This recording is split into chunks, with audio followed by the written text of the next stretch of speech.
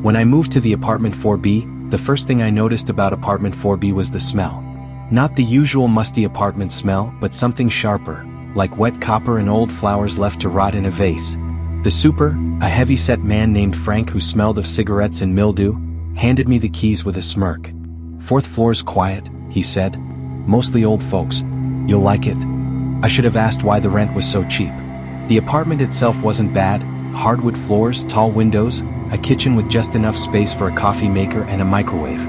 But the bathroom, something was off about it. The tiles were cracked in a way that formed a pattern, like something had been dragged across them. And the mirror, it wasn't just dirty, it was scratched. Deep, jagged lines as if someone had clawed at it in a hurry. I told myself it was just an old building. I was wrong. The first night in my new apartment, when I woke up at 3:17 a.m. to the sound of dripping water. At first I thought I'd left the sink on, but when I stumbled into the bathroom, the faucet was dry. The dripping was coming from inside the wall, a slow rhythmic plink, plink, plink that shouldn't have been possible. The pipes were brand new. Then I saw it. In the scratched mirror, just for a second, something moved behind me. A shadow, tall and thin, standing in the doorway. I spun around. Nothing there. My reflection stared back at me, pale and wide-eyed. I told myself it was sleep paralysis, a trick of the light. But when I turned to leave, the bathroom door, which I'd left open, was now closed. My neighbor Mrs. Delaney in 4A was the only neighbor who ever talked to me. A frail woman in her 80s, she moved like a ghost herself, shuffling in slippers to collect her mail. One morning, as I fumbled with my keys, she stopped me.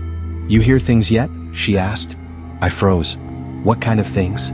She leaned in, her breath sour with medication. "The last tenant in 4B, a young man like you. He lasted 3 weeks." She lowered her voice. "They found him in the bathtub, screaming about the shadow in the mirror." My stomach dropped. What shadow? But she just patted my arm and shuffled away, leaving me standing there with my keys still in the lock. It started small. A faint scratching at the door when I was alone. A cold spot in the hallway that made my breath fog. Then one night, I woke up to the sound of something breathing right next to my ear. I lay there, frozen, as the mattress dipped beside me, like someone had just sat down on the edge of the bed. The room was ice cold. I didn't move, didn't breathe, just stared at the ceiling, listening to the slow, wet inhale, exhale inches from my face. Then, from the bathroom, the dripping started again. Plink, plink, plink. I was curious to know the truth about 4B. So I went to the library the next day. The old librarian, a woman with glasses so thick they magnified her eyes, helped me dig through microfiche records. That's when I found it. A news clipping from 1987. Local man dies in apartment 4B, police baffled by self-inflicted wounds. The photo showed my bathroom. The tiles. The mirror. And the bathtub stained a dark, rusty red. According to the article, the man, a 28-year-old named Daniel Reese, had been found with his throat slit.